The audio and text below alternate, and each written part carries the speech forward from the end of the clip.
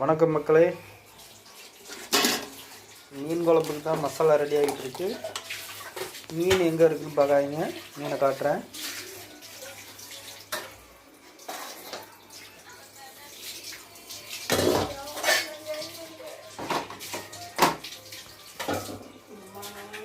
இது நம்ம குளத்துல பிடிச்ச மீன், கட்லா மீன்.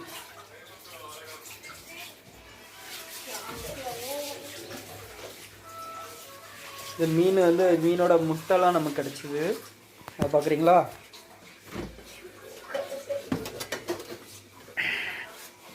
இதுதான் அது. இது என்ன பண்ணுன்னா, நம்ம குழம்பு வச்சுட்டு மீனெல்லாம் போட்டுட்டு கடைசியில் இதை போட்டோன்னா டேஸ்ட்டாக இருக்குது. இப்போ இருக்க மீன் முட்டை எவ்வளோ இருக்குது பாருங்கள். ஏன்னா மீன் நல்லா பெரிய மீன்.